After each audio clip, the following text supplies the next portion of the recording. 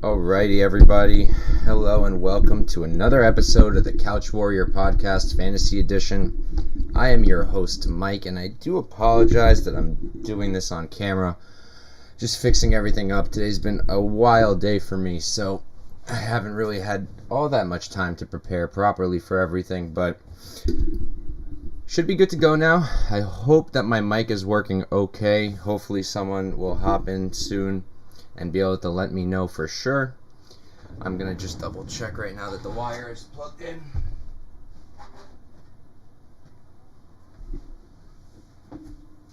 Alright, everything's plugged in, everything should be working.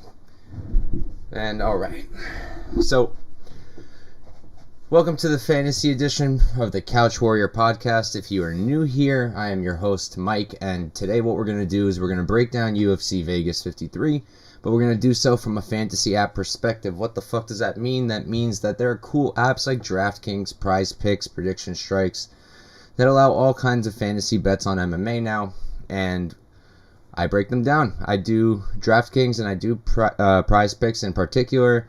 PrizePicks is my favorite. We start with that, and then we're going to move on to DraftKings.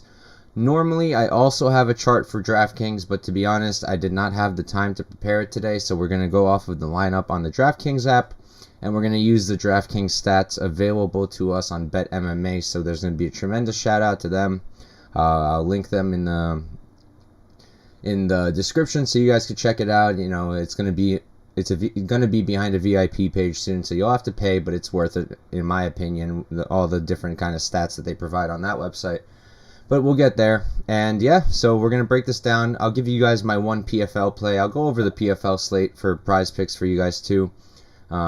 I loved it last week, and I love it a lot less this week, but there is one spot that I like, so I'll talk about it when we get there.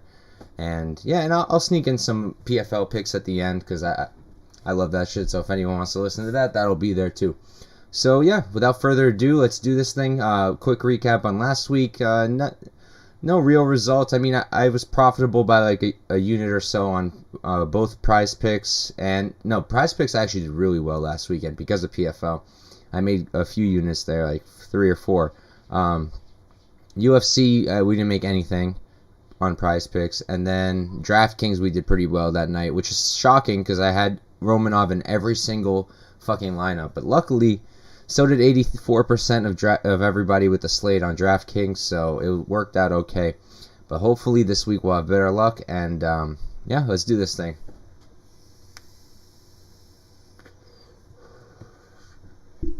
I really hope the mic is working. I normally check beforehand, but I was already running late, so I was just like, fuck it, somebody will tell me.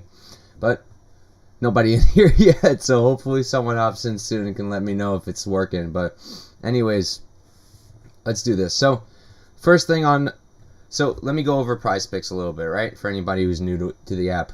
So PrizePicks gives 4 categories for MMA. They do other sports and whatnot, whatever, but that's not my thing. For MMA, they do 4 categories, right? You can bet on the fight times, which is already available on sportsbooks, so I don't love these because, in my opinion, the whole cool part of PrizePicks is that you can bet things like significant strikes and takedowns and fantasy scores, which you can't do on any sports book. It's just not a thing. So the 4 categories, they're fight times, they are significant strikes, fantasy scores under PrizePicks scoring rules, which I'll go over with you guys when we get there, and takedowns. Alright, so we'll go through it. This first one is my least favorite, but we got to do it anyways. And yeah, so let's do it. So our very first fight, the way I do this is I go down the slate, top of the list to the bottom, and I just go through the picks, what I like, what I don't like. This is my first time looking at the chart after completing it, so I'm going to be filling in, like I'm going to make it bold and whatnot if I want to come back to it and place a bet later, because this is how I make my bets. Even if I'm not doing the show, I still make these charts for myself. So, right, let's do it. So, alright, so first fight is Romanov-Sherman. You'll see I include both fighters for each matchup, even though PrizePicks will only show the favorite. That's just how they do things. But, you know, when you're betting fight time, you're not betting one person, you're betting both people, because it takes 2 to tango. So, and you'll see examples of it plenty in either, you know, this week or whenever you're on the show and you're watching. You know, you'll see in one matchup. Let me try to find one here for you guys. all right, I mean, I guess this is a decent example. Romanov and Sherman. Romanov's gone over this 4.5. No, they've actually both gone over. That's a bad example. I don't really have a good example here, but sometimes you'll have a guy who goes the distance often, and his opponent will go inside the distance often. So you got to take that into account. Otherwise, you're gonna play the wrong over/under. So for the Romanov-Sherman fight, they set the over/under at 4.5 minutes. On the books, it's set at 7.5 minutes, 1.5 rounds. Romanov has hit this 3 or 4 times in his 4 UFC fights. The one time that he did not hit it was his win over, let's see, so that was Roque Martinez was first, and then second was, who did he fuck up second? It wasn't Vandera. Vandera was third. I'm going to pull it up real quick. Vandera was Marcos Rogério de Lima. That's the only guy who he beat under that time. So I see one person in the viewers section. Maybe it's my boy Kiarix. If it is, what's good?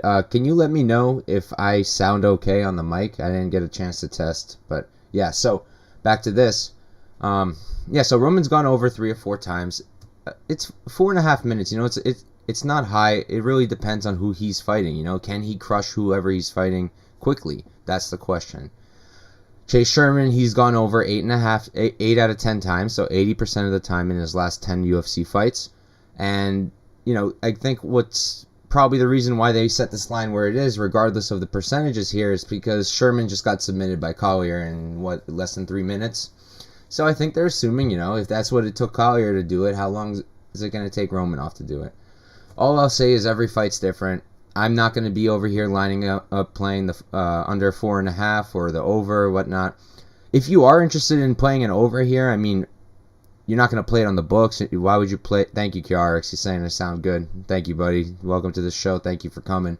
But if you wanted to go over, I guess on PrizePicks over the 4.5, it's not a bad look if you want to go over. I don't think, I personally don't. But yeah, I'm going to be fading this pick. I'm probably going to fade all the fight times. I do almost every week, but I still go over them in case someone else wants to do it. Next, we got Tyra versus Candelario. Their over is set at 12.5 on PrizePicks, 7.5 on the books, which is interesting. It's normally, if it's different, it's usually switched, but it is what it is. So let's see. Tyra, in his 9 pro fights, he's only gone over 12.5 minutes 2 times. Both of those times he went to decision. Candelario, 4 of 9 times, 44%. And in his last 3, he went the full distance. He had the Contender Series fight last against Altamirano. Before that, he had a LFA fight. And then before that, he fought Aldo's BJJ coach, what's his name? Candido. And so for this one, I'm not really interested in playing an over 12.5. I mean, that's a really long period of time. You got a guy like Tyra who's finishing guys constantly. That's pretty much his win condition, except his 2 decisions. And if you've watched the 1 decision that's available, he didn't look good. Candelario, honestly, he's at least recently against better competition. He's been going the distance. Personally, I mean, I'm on the Candelario side, so if I think he wins, I think he probably wins by decision, right? So I'd have to lean over, but I'm not really comfortable betting it, and I wouldn't condone it to anyone else. But I guess I lean over. Then we got Green Lane Ness. It's set at 10 minutes on PrizePicks, so that's 2 rounds. On the books, it's 7.5, so just 1.5 rounds. And then, let's see. So Green has gone over 3 out of 10 in his last 10 fights, 30%. So he's only had 2 UFC fights. Both of those have gone over. If you're on the over, that's a good sign, right? He's against UFC competition, against guys like Daniel Rodriguez and Philip Rowe, both who hit like trains, and it's gone the full 15. So if you're looking at the over, that's a good look. And then on the other side, though, you got Lainez, who's out of 8 pro fights, he's gone over 10 minutes 1 time, just once. He didn't win the fight, but only 1 time he's gone over. For this one, if I was going to play over, I would just do it on the books. For that, it's minus 130. Like, if you're going to play over, just play that. And it's honestly not a terrible look, but maybe something I'll revisit personally later. But on PrizePicks, I don't see this being a good angle. This one got my interest a little bit, actually. This one right here. So, Da Silva versus Little Figgy. The line on PrizePicks is set at 14.75 minutes. So, essentially, it's fight goes or fight doesn't go is what the line is set at. And then on the books, it's 12.5. So, it's 2.5 rounds. Over is minus 130. For Da Silva, he's got 7 pro fights. He doesn't have 7 pro fights. He has more than 7 pro fights. He's got 7 pro fights that have a time listed for them on Tapology. And out of those 7 fights, he has never, ever gone over 14 minutes and whatever. He's never gone that far. Lil Figgy on the other side, he's only got 6 fights with times listed. These Brazilian guys, they often have a lot of fights back in Brazil where for some reason the time and the result is often not listed. The result is the method of victory, isn't it? But anyways, out of his 6 listed fights, 5 of 6, he's gone over. He's gone the distance, right? So this one's really interesting. At least, and in the UFC, in his 2 fights, Lil Figgy has also gone the distance, right? But he also hasn't fought the craziest competition. For this one, if I was going to play it, I'd be curious about the under, 14 points. So I'd be curious in PrizePicks version of the fight doesn't go. Why? Because Da Silva, I honestly don't really see him winning a decision, and I see him winning. So I do think he finishes Figgy probably by sub, even though Figgy is a BJJ black belt. So I'm honestly not even fucking sure. I don't know. I don't see this fight going all 15, but I don't know. It could end up with Da Silva just on his back throwing up subs the whole time, So again, there's a reason I don't like this section of PrizePicks. So I'm personally fading that too. Then we got Jocko GM3, Mearshart, if anyone doesn't know. The line is set the same as it's set on the books, 12.5 on both, 2.5 rounds. Jocko's done this in his last 10. He's gone over 6 of 10 times, 60%, and GM3's only done it 3 of 10 times, 30% of the time. This one's super interesting too. Look, again, this really comes down to who do you think wins. If Jocko wins, I really don't think he finishes GM3, right? If GM3 wins, I think he probably has to finish Jocko. I don't see him winning the decision there. Personally, I think GM3 wins. Do I want to bet the under here? No, I'd rather just go bet him inside the distance decision, no action. Personally, that's how I would do it. Because I think he wins, I think maybe they go under 12.5, but it's really such a rough line. I personally wouldn't touch it, and if I really had to, I would probably do over, honestly. But I'm not going to condone it, and I'm going to fade it. And then last up, for this section only, we got Font versus Vera. It's set at 25 minutes, essentially. Fight goes or fight doesn't. On the books, it's 22.5, 4.5 rounds. And Font, out of his 2 5-rounders, both times he's gone the entire distance. So he has covered this 100% of the time that he's been in a 5-rounder. Vera, on the other side, never been in a 5-rounder. But out of his last 10 decisions, he's gone 3 of 10, going the distance, right? So, I mean, not in his last 10 decisions. In his last 10 fights, he's gone to the decision 3 of 10 times, 30% of the time. Again, this is another one of those things. Who wins? Who do you think wins? You think Vera wins? Then for sure you think that Vera wins inside the distance, right? I don't see him outpointing Font. If you're like me, you think Font wins, then it's more than likely he wins by decision, right? Do I want to bet the 2 guys are going to be punching each other in the face for 25 minutes? They're going to both stand the entire time? No, I don't want to bet that. So I'm not going to be touching this. The over 22.5, if you like Font, okay, maybe. But on PrizePicks, I don't love it. And now we're going to go to the more fun stuff. I got my angles and whatnot that I like to talk about. I got an angle here already. I played a shit ton of it. So now we're up to significant strikes, right?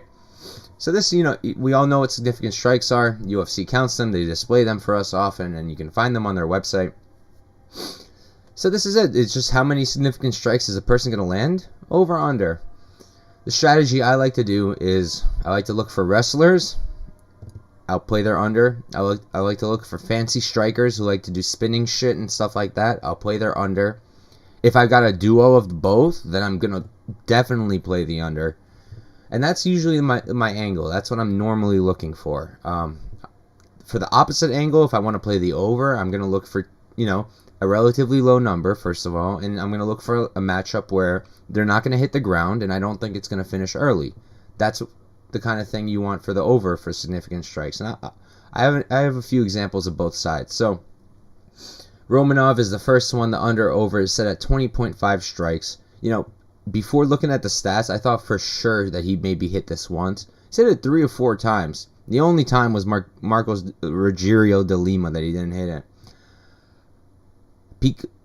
I thought that he wouldn't have covered it, more than maybe once or twice, because he doesn't really throw much when he's standing. But I guess they really do count significant strikes as well if it's on the ground, if it's like really heavy, and that is what he does on the ground.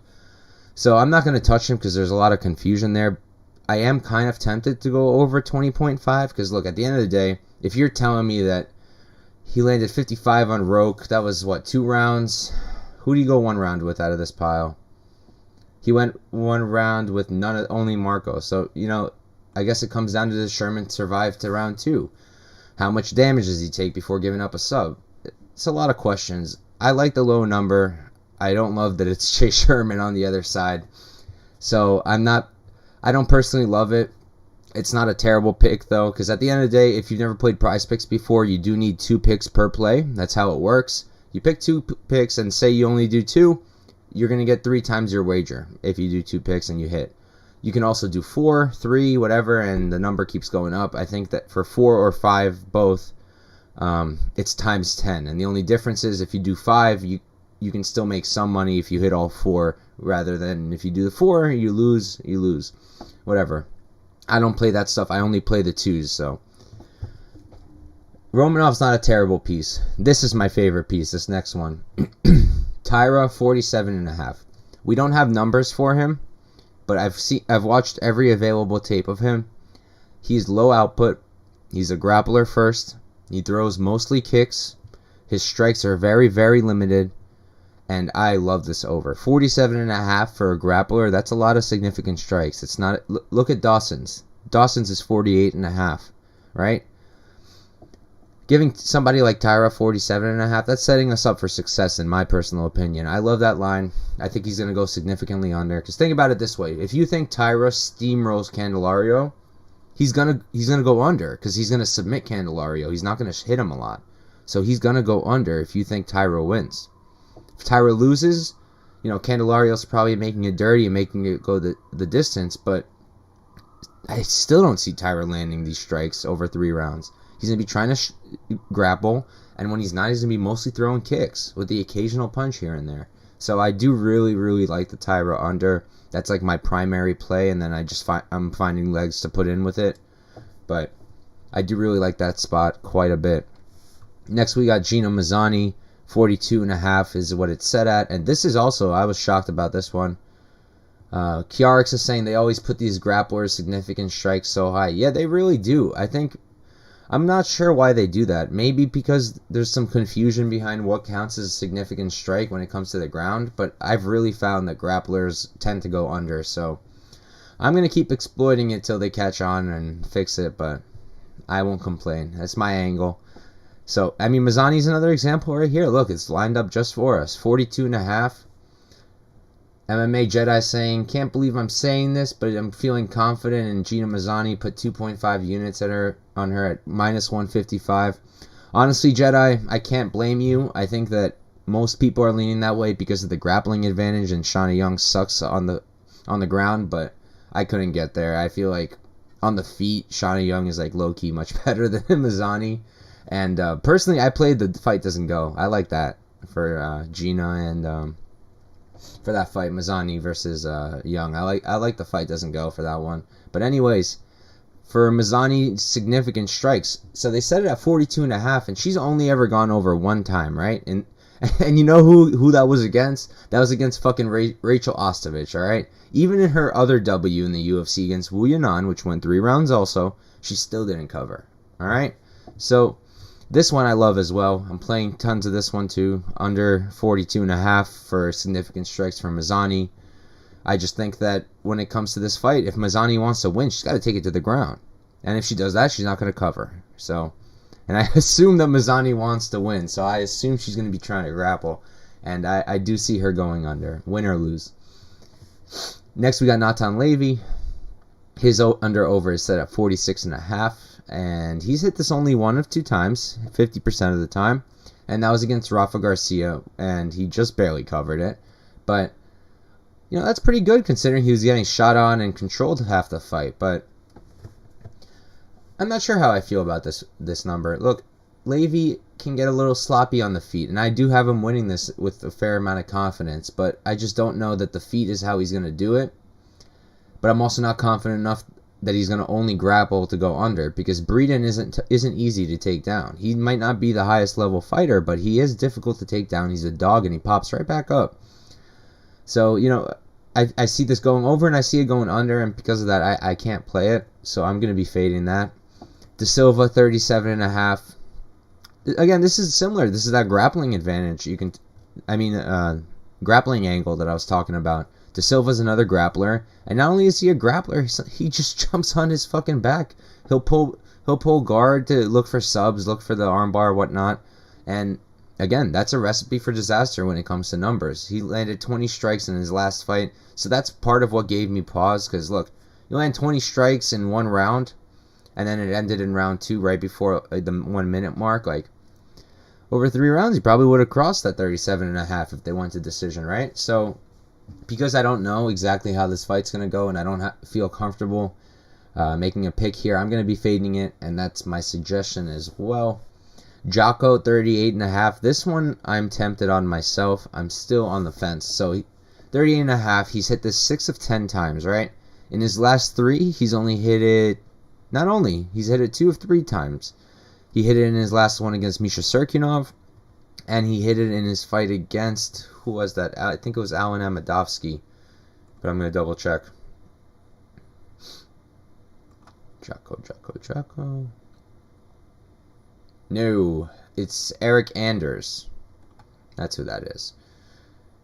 That's 66. But alright, so yeah, I kind of like this one. The only reason that I'm, hesitant is because of how Meerschaert fights. Meerschaert likes to make it dirty. He likes to drag it down to the ground. But look, he needs to be able to drag it down to the ground. And what if he can't? Miguel Beza's wife left him. That's a funny name. He's saying asterisk or star to Sarah Alper. I assume he's talking about Shauna Young getting bopped on the ground by Sarah Alper. Yeah, I don't remember what point I made that you're responding to, but yeah, Shauna Young sucks on the ground. So yeah, if you're saying that Sarah Alper could finish her, yeah, Gina Mazzani can too, but I just don't know that she will. And if she does, she's still going to go under on the strikes. So I win either way. It doesn't matter to me if she wins or not on this. So anyways, let's see. So we're up to Jocko, right? Yeah. So Jocko, I think I'm gonna end up playing this because Meerschaert's a pain in the fucking ass. I'm gonna be playing Meerschaert to win decision, no action. But even if Meerschaert subs him, I don't think it's gonna be till later. And I think by then Jocko's gonna already have covered that 38.5. I do see him covering this, not with utmost confidence, but I do like it a little bit. This one I like quite a bit, actually, even though the percentage is low. Elkins, 41.5. He's hit this 3 of 10 times, right? In his last 3, he hasn't hit it at all. And then the last time he hit it was in his loss against Landwehr. He won that fight. I had money on Landwehr, which was cool. But he won that fight. Anyways, Elkins is a wrestler, man. He's a grappler. And if he can't get the grappling going, he just goes to war on the feet and takes a million strikes. But he gives them too. I think that Connolly isn't going to finish Elkins. I don't think so. I do think Connolly wins. I'm playing him personally money line, but I don't think that I don't think that Elkins or Connolly are going to finish each other, right? So I think it's going to be a fucking stand-up battle for 3 rounds. And we've all seen Elkins. We know how he fights. 41.5 strikes, that's not a high number. It's not for a guy like Elkins. So I do like 41.5. I plan on playing it. Miguel Beza's wife left him is saying, okay, no, I'm not gonna read that.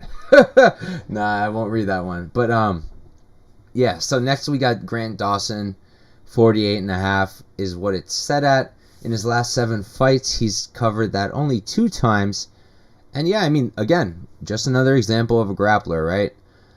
You see that number. The only reason I'm not all over this, and I say that because I still might be all over it, I'm going to have to look a little bit more at Jared Gordon's numbers. By the way, I do keep all of this updated on my Twitter. If I post any picks, I'm going to put it up there. I will be uploading the ones that I just made recently with Tyra and whatnot. But if I make anything with this Dawson play, I will have it up on my Twitter at Couch Warrior Pod. So feel free to hop on there and see my picks there.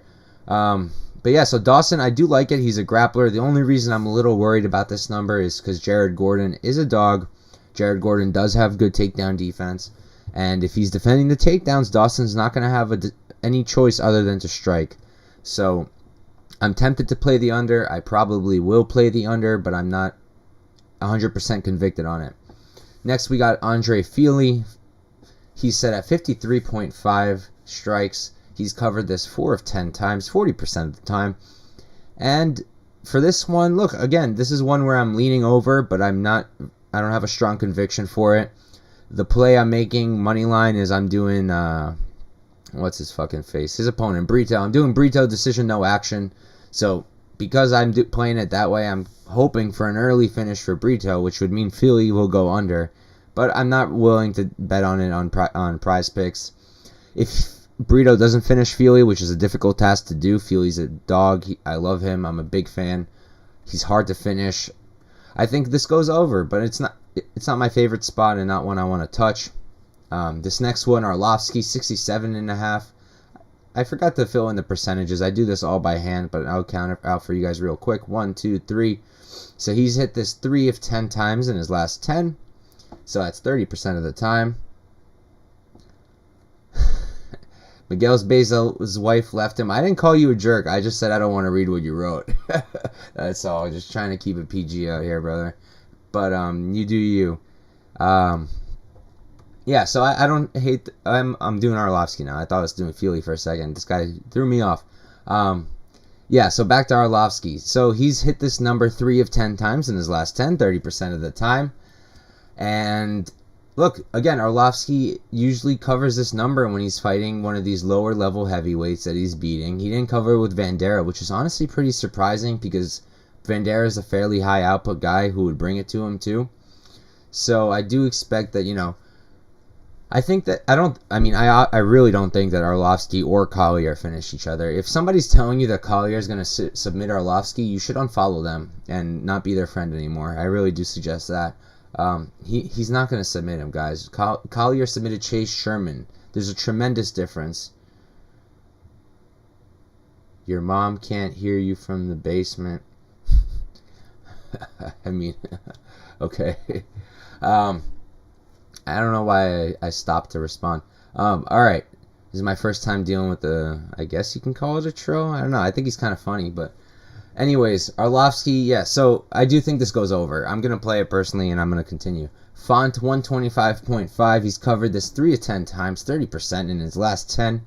But he's only gone 5 rounds twice, and he has covered it both times. He had a willing opponent both times who wouldn't go down easy, which is kind of surprising because the first one was Garbrandt with his glass chin.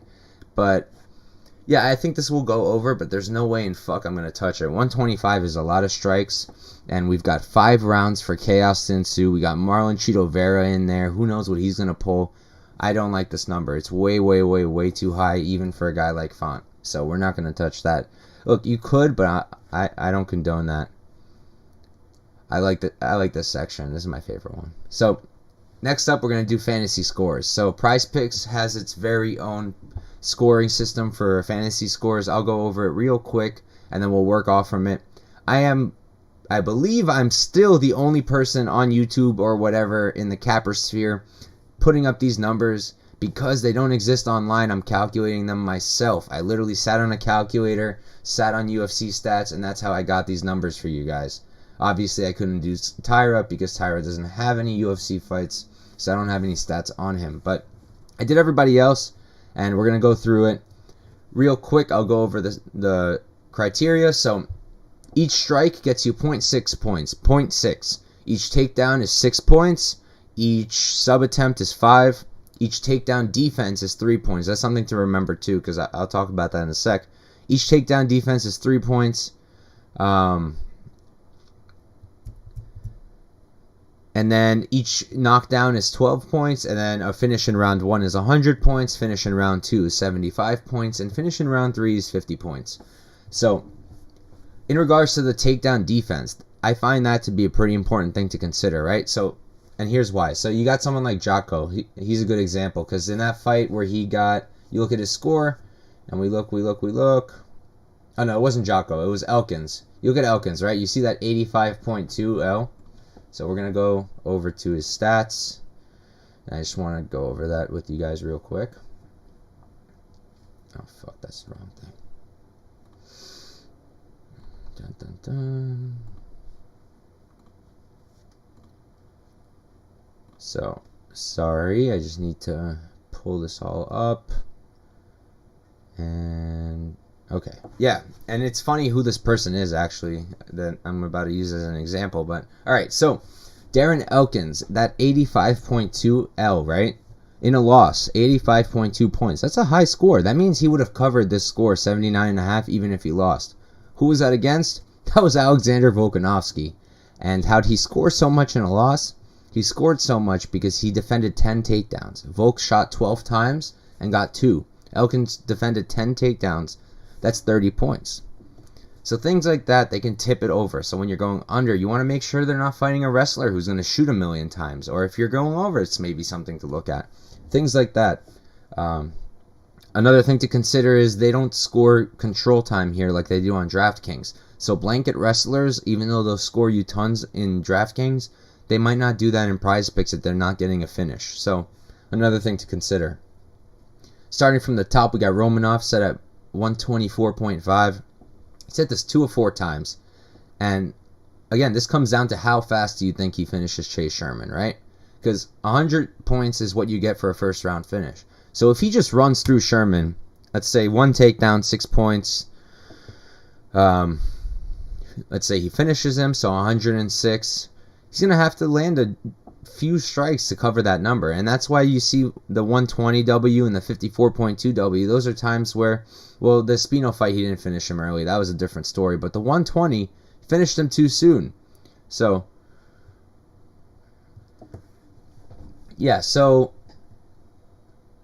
I do kind of like it because I think that Sherman's going to survive at least enough where Romanov can score these points. But because it's such a high score, I'm not going to play it. I don't see a reason to, so I don't like that one. Tyra, 91.5. I'll tell you why I didn't play this one, even though I think that he loses the fight. I didn't play it because his win condition is a round 1 sub, and that's going to be an automatic dub if you play the over here, or the under. It's going to be an L. So I don't want to touch this because while I do think that Candelario wins, I don't know that he can survive a deep sub attempt from Tyra. So I'm going to move on. Even though I am fairly confident that he should be okay. He survived against Aldo's BJJ coach, so I really do think he'll be okay. But Gina Mazzani, 79.5. This is a decent spot. She's only covered this 1 time. And again, that was that Rachel Ostovich win. And it's Rachel Ostovich. And if you haven't seen the fight, watch it, because Ostovich landed on her too. And she landed well on her a few times. To cover this, I don't even know what Mazzani would have to do. She'd have to put together a ton of takedowns, which is possible because Young's going to pop back up. She's not going to let her blanket, I don't think. I don't think she finishes Young. So personally, I'm going to play this. I'm going to bold it up, and that's going to be added to the playlist because I don't think she gets a finish, and I do think she goes under even if she wins this. Next, we got Levy, 84.5. He's hit this 1 of 2 times, and I'm not going to play it. I think that he finishes Breeden by sub at some point. I don't know when. I don't know how, so I'm not playing this one. Green, 80.5. Again, only hit it 1 of 2 times. He hit it 1 of 2 times, 50% of the time. This one's interesting because, look, you see he almost covered it in his loss, 76.2. It's because he landed like 140 or something strikes on fucking Daniel Rodriguez. So I do think this goes over because I think he's going to put on a clinic on Lainez, and like whether he finishes him, that'll cover. Or if he goes to decision with a ton of strikes, it'll probably cover. The only way it doesn't cover if Lane S gets a KO. That's Lane S's win condition, so it's entirely possible for him to get a KO, and the guy is nice with it. But I think Green wins, and if you do think Green wins, I do like this spot for the over, even though I don't normally like playing numbers this high, but I will bold it for myself. Alright, next up we got the Silva, 74.5. He's only had one UFC fight. He didn't even get damn close. He lost to Molina in round 2. But yeah, I'm not playing this one, and I hate this one for anyone to play. Even in a win, I kind of see him spending a decent amount of time on his back, and I wouldn't want anything to do with it if that's the case. So I'm not playing this. I'm going to say fade for everybody. Next up, Jocko, 83.5. I'm playing this one under all day long. All day long. Look, he covered it with Serkinov, 86.6, just barely. I'm not sure he covers it. He's medium output. He's not knocking anyone down. He doesn't grapple. It's not like Mearshar's throwing tons and tons of takedowns out. Let's see. We got Alexander. Man, I'm not gonna try to say your last name because I don't want to butcher it. But thank you so much for being here. He's saying love the breakdowns. I appreciate that. He's saying check out the 11-2 LFA Nigerian fighter. And I'm not gonna say that name either because I'm gonna butcher the fuck out of that. But I am gonna check him out, man. I'm very curious. I'll copy paste that into Google for myself right now, and I will check him out. I do love prospects. But all right, back to our show. Who was I up to? I did Jocko. I do like Jocko. I think that, yeah, I think that's gonna go under. All right, next up is Elkins, 79.5. He's hit the 6 to 10 times. Yeah, I think that Connolly wins, but again, we've seen Elkins already pull this. He got 85 in an L to Volkanovski. I don't think that Connolly's going to be shooting like Volkanovski did. I really, really don't think so. And if he does shoot, I really don't think he goes in double digits. But I think Connolly wins. So that's another angle, you know, because PrizePicks does only the favorites normally. They'll only list the favorites. So if you think the underdog wins, that's a pretty clear way to go the under for the fantasy score, right? So I don't hate the under for Elkins. I do feel fairly confident about Connolly winning. So I will probably play that under just a bit. But Elkins is a dog, so be careful there. Dawson's at 83.5. I apologize, I didn't put in the percentage for you guys. I was in a rush to get this done. Let's see, 1, 2, 3, 4, 5 out of 7 he has, yeah. So Dawson's hit this 5 of 7 times, so he's hitting it at a decent clip. It helps that he's getting tons and tons of takedowns. He normally gets around 2 or 3 finish. Look, he's not going to get around 2 or 3 finish, I don't think, against Gordon. I really don't. Jared is a beast. I think he probably wins a decision. Does he get this in a decision win? I'm not positive about that. Because, like I said, PrizePicks doesn't reward blanket control. They reward output more than anything. So, or finishes.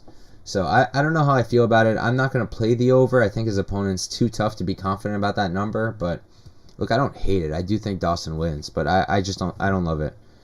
Next, we got Andre Feely, 89.5. He's hit this 3 of 10 times in his last 10 fights. And again, like, I'm on the dog side, so it's hard for me to be like, yeah, Feely over, even though I see the argument for Feely big time. I'll try to do it from the point of view of if you think Feely wins, because I know that's where most people are at.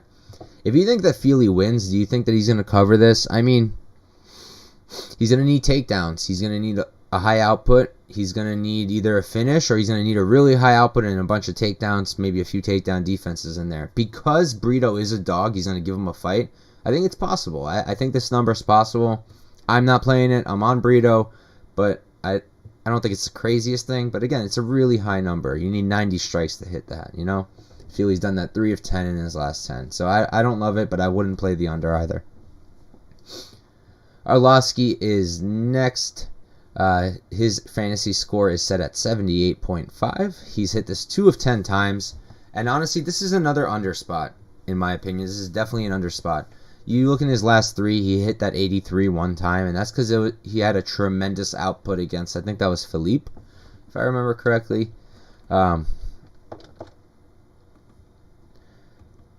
Let me just pull this back up. All right, yeah. So why do I like this? I like this because I do think Arlovsky wins, but you only get a 20-point win bonus for a decision win. And unless they're throwing like 130-ish strikes, like it's going to be really hard to cover this number with no takedowns, no takedown stuffs. Like Collier will maybe shoot once. Like people need to understand, I don't know if everyone's seen the fight before they're like hopping on this Collier sub train. Collier got the takedown off a leg.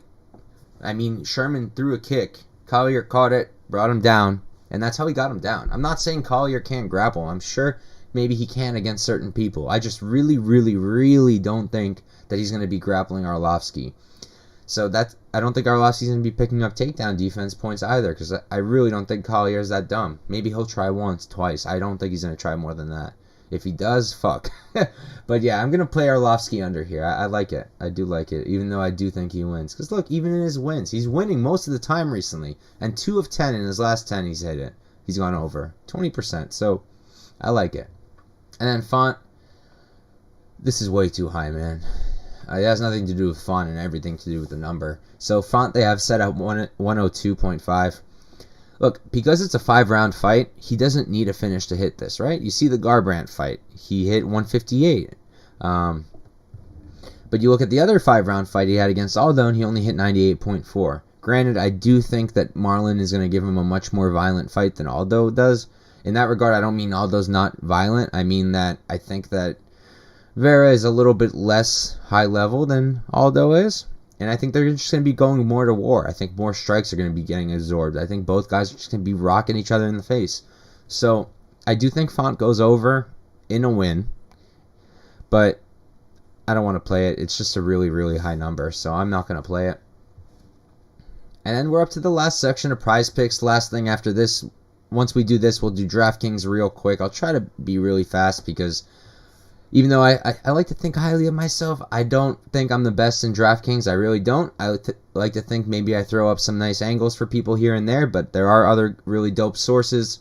The guys, Brady, Wheezy, Monk, Luke, they do a great show on Pub Sports for DraftKings. Make sure to check that out, but I will do a little quick section for that.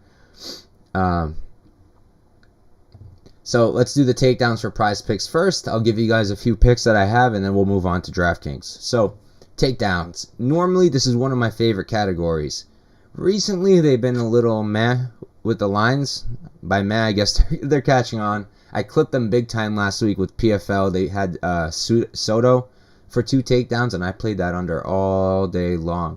But I don't see any as clear spots here, but let's go down the list. So we got Tyra, 1.5. He normally doesn't need more than 1 takedown, but Candelario's a dog. He's not going to give up. He's going to pop back up. I'm just not playing it. We don't have any stats on Tyra. Mazzani, 2.5. She's hit this 3 of 8 times. I think she covers this. I think she covers it, and I'll tell you why. I think it because Shauna Young, I don't think she's going to get blanketed like everybody else. I think she's going to pop back up a lot and get taken down a lot because she keeps popping up. It's similar to Ostovich, right? Ostovich isn't great, but she popped back up. She didn't give up too much control time. That's why Mazzani needed 7 freaking takedowns. You know what? JC's putting me in my place right now. Candelario been taken down 12 times in 2 Dana White Contender Series fights. Is that true? How much was that of that was Candido, and how much was that of that was Altamirano? Let me check that out. Thank you for bringing it up, though. Let's see. That said, I still don't think that Tyra is some crazy wrestler, but thank you for bringing that up. Yeah, he's 1,000,000% right. So, Altamirano took Candelario down 4 times, which is not a great look, for sure. But how much did he hold him down, really? 2 minutes to Candelario's 5. And then Candido, look. Candido's Aldo's BJJ coach, and I believe he took both of these fights on short notice also. But I will give you that. You are right. He did give up 12 takedowns. I just don't think that Tyra's going to be the one to do it. But, look, it's 1.5, and you're right. He gave up 4 to Altamirano. So maybe Tyra over 1.5 takedowns is a good look. Maybe it is. I don't know enough about Tyra, so I'm not comfortable going for it.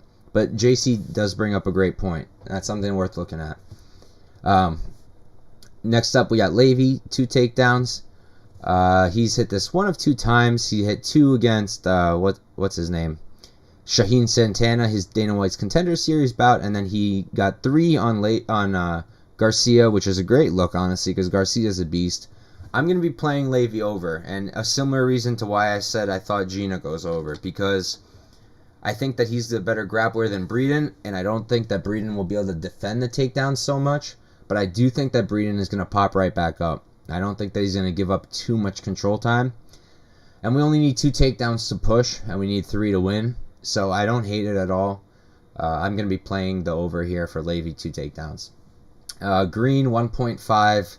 He's hit this 1 of 2 times. He hit it 2 times on a row and he didn't get a single takedown on Rodriguez. For this one, I don't like it. And the only reason is because Lane Ness can grapple too. I think a lot of people are going into this thinking, like me, Green is the bigger vet. He's dealt with more. He's shown more grappling. And that's why I have Green money line. But I don't love the over 1.5 because Lane Ness can grapple too, and I just feel like it might not be that easy to just take him down 2 times. So I'm not interested in that. Also because I think they might finish each other before there's a chance for that. So I don't love the 1.5.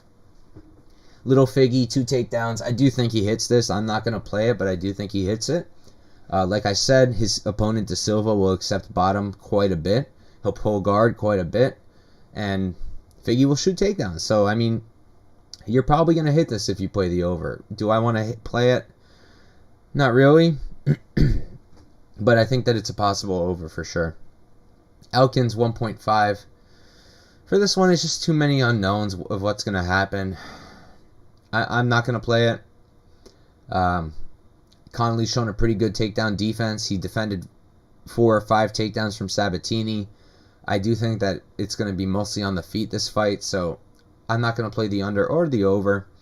And then Dawson 2.5, it's another one where I don't want to play it. And why? It's because even though Dawson is this tremendous output wrestler, I think that Gordon could either do one of 2 things. He could either get stuck, where we're not going to cover the 2.5, or he can keep popping the fuck back up, and where you will cover the 2.5. I do lean yes, that it does cover, but I don't want to play it. And with that, we complete our PrizePicks charts. Those are all finished now. I'll quickly go over my plays for PrizePicks, what I got going so far. I'll give you guys my only PFL PrizePicks play, and then we'll zoom through the DraftKings and we'll part on our ways. So, let me pull up my plays for you guys real quick. Also, while I have you guys here, I got 4 live viewers in the chat. Thank you all for being here. On Friday, I made a mistake yesterday. I said Thursday. It's not Thursday. On Friday, I'm doing a show with Lou Betya on the MMA Engine. We did it last week. It's called Bet Elevator.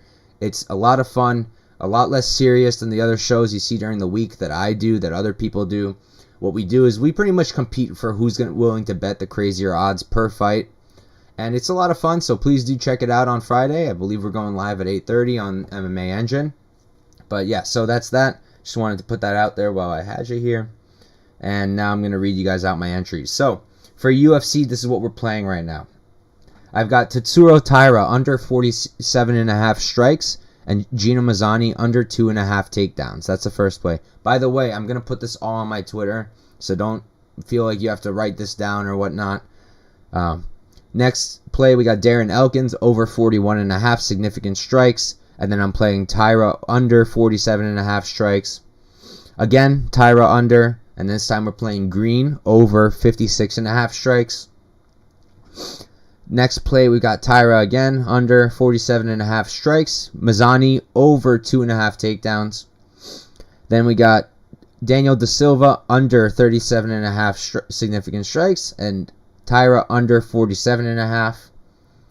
And then for the PFL, I did Adam Koresh under 94.5 and Bubba Jenkins under 97.5. Very quickly, why I played that, if you know anything about these guys, I don't think highly of Koresh at all. I think he's way out of his league, and I don't think he gets a finish, so I don't think he covers that score at all. Jenkins, it's that grappler angle. It's tricky with PFL because PFL does strikes, not significant strikes. Something to remember, meaning ground strikes will count. I just still think that 67.5 is fairly high. So I do like that spot for PFL, but that's my only one. And then I did use Koresh 3 more times for with UFC. So I did Tyra under 47.5 strikes, Koresh under 94.5 fantasy score. I did Tyra under 47.5 strikes, under 42.5 for Gina Mazzani. And then I did Gina Mazzani under 42.5 and Adam Koresh under 94.5 fantasy. So those are my PrizePicks plays. I'll probably put up more on my Twitter. I'll put up these on Twitter so people have them. And that is that. So let's do some DraftKings now. What is this? Okay. That's that Bet MMA stuff I told you guys about, and I need to move this a little bit. Alright, if somebody in the chat could just let me know if you guys could see the thing fully, that would be great. And I'll just go through the lineup real quick, and I'll go through each person, and that's that. Normally I also go over their takedown numbers or control numbers, but I'll just talk about it as much as I can. I really didn't have the time today. I apologize. But anyway, so first up on the slate, they finally put him. I got to fill him into all my lineups because I made them earlier this week. But Romanov, 109.7 is his average. His salary is set at 9,600. And I mean, look, you kind of have to have him, right? It's why 84% of us had him last week. It's because you kind of have to. He's fighting Sherman. I mean, now Sherman's on slightly less short notice, but I don't really think that's going to help much. I'm fairly positive it's not going to help much. I do think Romanov washes him. I think it's going to be quick. I think he's going to score very high. It's just 9,600. Wow, it's very high. But also, I don't feel that a lot of these upper salary people are playable at all, personally. So I'm willing to play that 9,600 Romanov. Feely, he's 9,300, 60.7 average score. And I think this is way too high. No? 9,300 for a guy who doesn't normally finish? I think it's way, way, way too high. So I'm not liking that. If you think Feely somehow runs through Brito, sure. But I think this is a fade. For cash, I guess it's a decent look. But again, you're giving up so much salary. Maybe someone sharper than me can tune in on this one. But I feel like Feely is a fade, personally, for GPPs for me. I feel like that 9,300 with not a lot of finish upside is a bit too low. I mean, a bit too high. Tyra, 9,200. We obviously don't have any average scores for him because he's never fought in the UFC. But this is a GPP play. You can't play him cash because you don't know what he's going to be like, and he's a finisher and not really a decision guy. But for GPP, you kind of have to because he's a finisher. Obviously, you don't have him in 100% of lineups. I think Candelario wins personally, but I have him in a bunch because if he wins, he's going to sub Candelario and he's going to score a lot for us. 9,200, it's on the lower level a bit of the third highest salary, so it's a decent play for GPP. I like it better than Feely.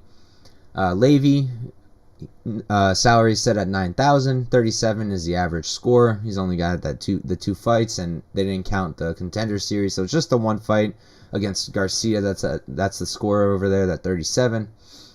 I like Levy. I have him both cash and GPP. I don't think he gets finished. I think that even in a decision, he's going to score a decent amount. And I think that he does probably finish Breeden by sub. That's really where I'm leaning. I'd be playing him by sub if the line wasn't juiced. MMA Jedi asking me real quick, any early leans for UFC 274? It will be my first card for real betting. Yeah, man. So you guys should check me out. If you guys have never used the website before, called Bet MMA. BetMMA.tips is the URL. BetMMA.tips. You guys should check it out because you can follow me. You can follow other handicappers. We put our picks on there. Some people charge money. I do not. I'm completely free. So if you want to see, you can pop up on there. I put my plays up immediately when I make them. If they're available on there, I put them up. And if you've looked in the past month, maybe a month and a half, I've had Chandler up there for 274 for a minute now. I got him at minus 200 and minus 220, so I'm hype about that. I feel like that's a crazy line, given he's minus 3 something now. I don't condone playing Chandler at minus 3 something, by the way. The only lean I can really give you right now for 274 would be, I think that Oliveira wins and retains his title, probably by sub, but right now I just got 2 units money line on him. And I do think that Randy Brown beats Chaos Williams. I really do think so. Jedi. I won't read the whole thing, but I don't want to say it's fraudulent to make a new account after doing poorly on there, but I don't know, man. I don't want to say. To each his own. I don't know your full story, man. You do you. But yeah, so let's continue on with DraftKings, huh? So we got Gina Mazzani next against Young. She's set at 8,900. And of course, this is for sure a decent play in both cash and in GPPs. I guess for cash there's a worry, right? There's that worry of if she tweaks again, her fight IQ, if she tweaks out and stands with Young. I think Young can finish her. I do. I know that's weird to hear after we've seen Young get bodied 3 times, but I do think that Young could finish Gina Mazzani. So that's why I wouldn't play her cash, I guess, but I still think she probably wins that fight. But I do like her for GPP. She's got that grappling upside big time, so I am going to be playing her there. Next up, we got Jocko. Jocko's 60.7, 8,800 salary. I'm going to say this off the bat. I'm fading that. He's not going to score you high enough to cover that 8,800. Not that I think it could see. Dawson, 90.6 average score, 8,700 salary. I'm all over Dawson, all over him. I mean, DraftKings fucking gold, man. The guy grapples nonstop. He's relentless. He gets tons and tons and tons of top control. He's normally getting finishes, but I don't think he finishes Gordon, but I still think he does very well. So I'm all over Dawson. You give him to me at 8,700, man. I think he's a better option than Jocko. I think he's a better option than Mazzani. I think he's a better option than Levy. I think he's a better option than Tyra. I think he's a better option than Feely. I would have had him salary number 2, honestly, but 8,700, I'll take it. So I love Dawson. GPP, cash, I love him for both. Darren Elkins, 73.9, 8,600. I'm pretty light on Elkins this week because I think Connolly wins.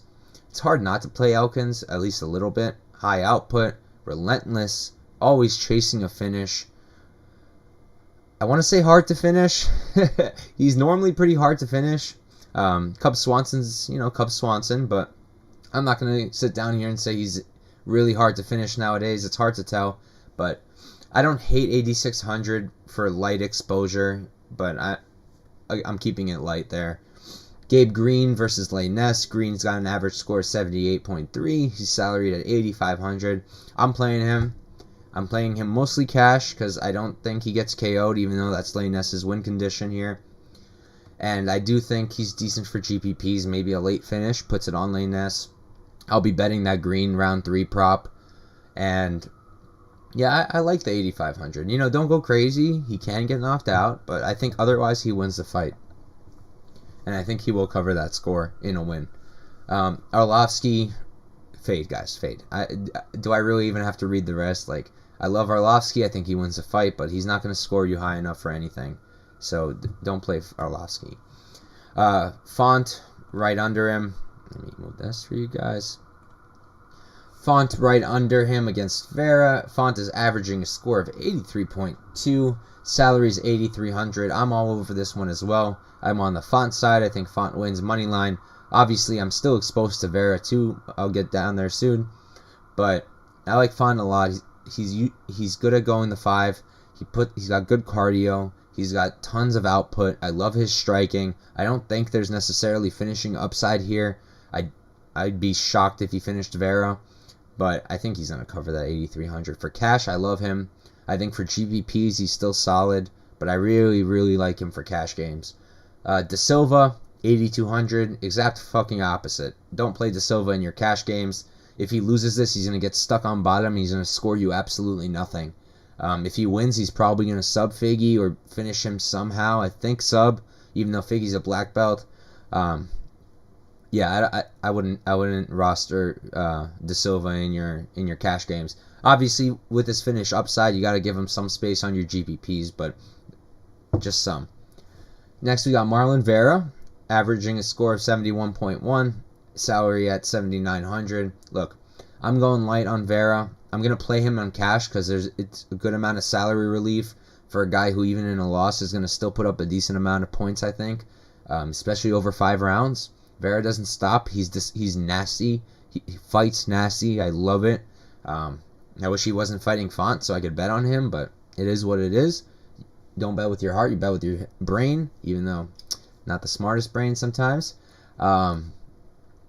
But yeah, look, you can't not play Vera. You got to play Vera. Definitely for cash. He's a good amount of salary relief. And for GPPs, probably better than Font because he's got the finish upside, right? So definitely a decent amount of exposure for me on the Vera side. I did stack him and Font for one cash lineup. Anybody doesn't know what a stack is, it just means putting two guys from the same fight. You never want to do that in GPPs because you need to get as many finishes as you can to win there, but you can get away with it on cash, and it can score high sometimes.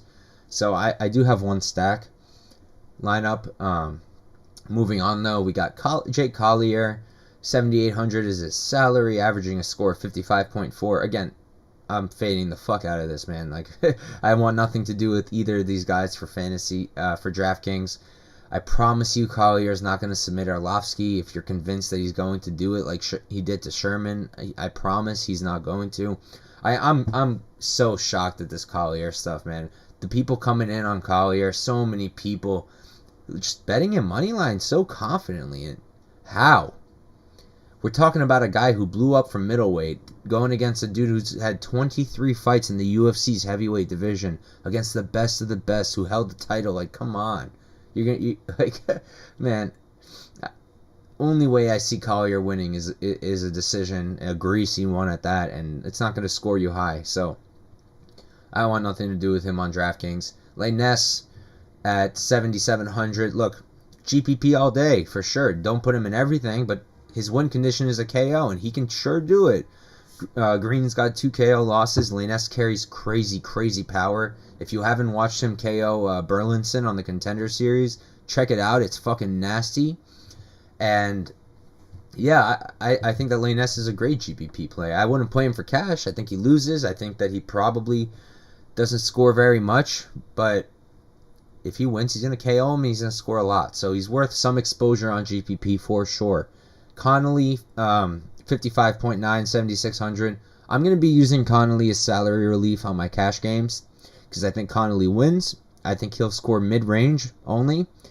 And at 7,600, that's going to open up a ton for me up top. Not a ton. It's going to open up a bit for me up top. So I do like Connolly as a piece for salary relief on cash, but I'm not going to play him on any GPP lineups. I don't see him finishing Elkins. Then you got Gordon versus Dawson. You got Gordon at 7,500. His average score is 80.2. And look, I like Gordon for cash as well because I don't think Dawson finishes him. And at 7,500, he can still put up a decent score here. And if he does end up winning a decision, it'll definitely be a good score for you with a 7,500 salary. But GPP, like, is there any realm in which he finishes Dawson? I mean, for sure, possibly. Like, if you told me Jourdain's going to sub Venata, I would have told you to shut the fuck up. But he did it, so who knows?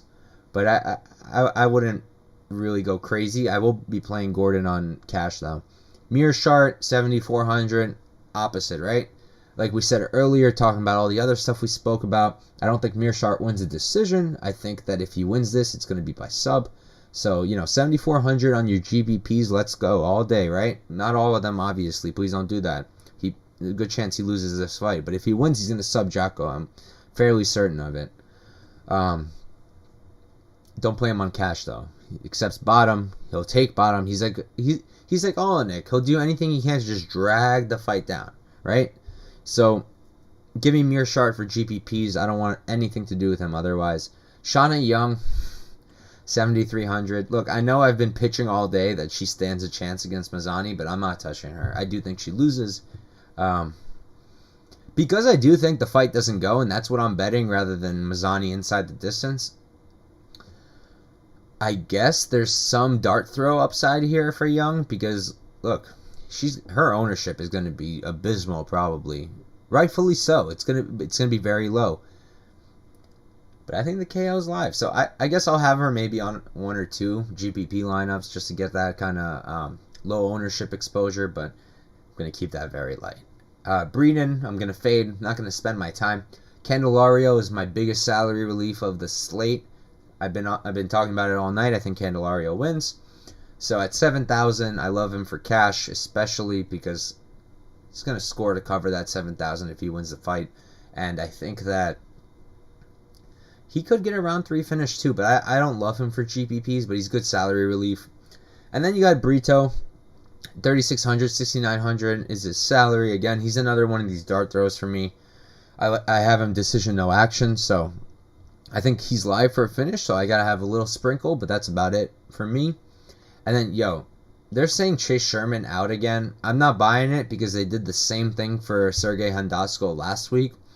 Probably an error, but they got to stop playing with us. They got to stop playing with us with that fight for fuck's sake, man. But, yeah, so that's that. We just crushed through all of this, and I don't really have much more to go over. I did say in the beginning that I would drop a few quick PFL plays for you guys, so I'll do that right now. Let's pull up the odds. Why don't we? And here we go. All right, so I'm not touching any of the favorites as of now. One I want to point out is Alejandro Flores, guys. So you can't see it on your screens, but on BetOnline, he's plus 119. I've already got 2 units on him, money line at plus 100. If you guys like him, man, plus 119, I love it. I don't think Balagi is that good. He's a grappler. He's a wrestler. He's a talented wrestler. I think that's why the money's coming in. But I'm confused. Honestly, I'm very confused. Flores opened at minus 170, and now he's a plus 123 dog, and I don't get it at all. So I'm on the Flores side. I'm also on Shaman Marias against Salman. I don't love the line, so I'm still deciding if I want to play it or not. I'm seeing minus 165 now. I'm going to decide. I'm not sure yet. Salman isn't amazing, but he's been looking okay recently. Here's one I do like. If you listen to my prize pick section, I'm fading Koresh big time there, and I am going to be fading him here too. He is currently minus 248, and he opened at plus 190, did Koresh, against Klitz and Abreu. I understand Abreu is washed, but, man, I don't think that Koresh has what it takes to beat him. I'm playing a unit on Abreu wherever it closes. If the line goes like this, we might get plus 300. So just wait now if you're with me there. I wanted to do Jenkins, but he's not. He was minus 260 when I started the show. And now this fucker is minus 330. So that sucks. What can you do?